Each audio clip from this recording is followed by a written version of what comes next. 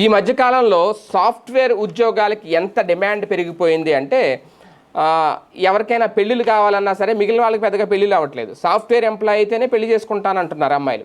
అంత డిమాండ్ పెరిగిపోయింది. ఎందుకంటే అందులో ఉండే వెసులుబాటులు అంత చక్కగా ఉంటాయి. వారంలో 2 సెలవులు, శని ఆదివారాలు సెలవు, వర్క్ ఫ్రమ్ హోమ్, కొంతమందికి ఇంట్లోనే కూర్చోవచ్చు. ఇంట్లో కూర్చొని చేసినందుకు నెట్ ఫెసిలిటీ, కరెంట్ బిల్లు అన్నీ కూడా కంపెనీయే కట్టుకుంటుంది.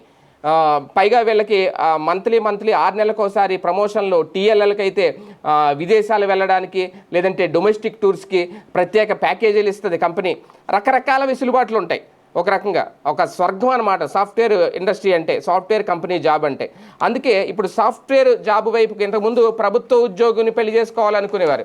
ఇప్పుడు అలా కాదు, దాన్ని బీటౌట్ చేసేసింది. సాఫ్ట్వేర్ ఎంప్లాయ్ కాదు అంటే అప్పుడు చూద్దాంలే ప్రభుత్వ ఉద్యోగిని అంటున్నారనమాట. ఎందుకంటే అన్ని వెసులుబాట్లు ఉంటాయి అందులో.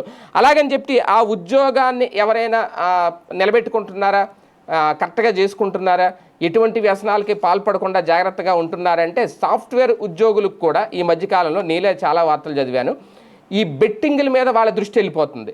మరి కారణం ఏంటో తెలీదు. కరోనా తర్వాత వర్క్ ఫ్రమ్ హోమ్లు పెరిగిపోయినాయి. ఆఫీస్లో ఉంటే ఓకే, ఆ క్రమశిక్షణ వేరు, అక్కడ ఉన్న వెసులుబాట్లు వేరు. ఇంట్లో ఉంటే కంప్లీట్గా ఫుల్ ఫ్రీడమ్. వాళ్ళు ఎలాగైనా ఏదో వాళ్ళకి కొన్ని ప్రాజెక్టులు ఉంటాయి, కొన్ని టార్గెట్లు ఉంటాయి, అలాగే వర్క్ కూడా అలాగే ఉంటుంది. దాంతోపాటు ఎప్పుడైతే కాస్తంత ఫ్రీ టైం జరుగుతుందో అంతా ఆన్లైన్ ట్యాబ్సే కదా. ఇప్పుడు ఒక ట్యాబ్ ఓపెన్ చేస్తాం, ఒక గూగుల్ క్రోమ్లో ఒక వర్క్ చేస్తూ ఉంటారు, పక్కన ఇంకో ట్యాబ్లో ఏదో ఒకటి వస్తూ ఉంటుంది, ఏ కమర్షియల్లో యాడో ఏదో ఒకటి. వెంటనే దాంట్లోకి వెళ్తాం, అక్కడ ఏ బెట్టింగ్ యాప్ ఏదో ఒకటి కనిపిస్తుంది, ఏ క్రికెట్ బెట్టింగో ఏదో ఒకటి, దాంట్లోకి వెళ్తారు. అలాగే డబ్బులు ఉన్నాయి కదా అని చెప్పి దాంట్లో ఇన్వెస్ట్ చేస్తారు. ముందు వస్తాయి, తర్వాత పోతాయి. అది చివరికి ఒక వ్యసనంగా మారిపోతుంది. చివరికి సాఫ్ట్వేర్ ఉద్యోగులు కూడా ఈ బెట్టింగ్లు ఉచ్చులో పడి జీవితాలు నాశనం చేసుకుంటున్నారు. ఈ మధ్యన ఈ తరహా వార్తలు ఎక్కువగా పెరిగిపోతున్నాయి. తాజాగా ఒక సాఫ్ట్వేర్ ఉద్యోగి క్రికెట్ బెట్టింగ్లకి అలవాటు పడిపోయి మొత్తం సంపాదించిందంతా కోల్పోయాడు. చివరికి ఏం చేయాలో తెలియక రైల్వే ట్రాక్ మీదకి వెళ్ళి అడ్డంగా పడుకుని ఆత్మహత్య చేసుకున్నాడు. ఇది ఎక్కడ జరిగిందంటే ఇక్కడే తూర్పుగోదావరి జిల్లాలోనే అనకాపల్లి జిల్లా నక్కపల్లి మండలం గ్రామానికి చెందిన రమణబాబు అనే వ్యక్తి వర్క్ ఫ్రమ్ హోమ్ చేస్తున్నాడు. సాఫ్ట్వేర్ ఉద్యోగిగా నెలవారీగా వస్తున్న జీతం ఇంటికి ఇవ్వకుండా బెట్టింగ్ల మీద ఆసక్తి చూపి మొత్తం సొమ్మంతా పోగొట్టుకున్నాడు.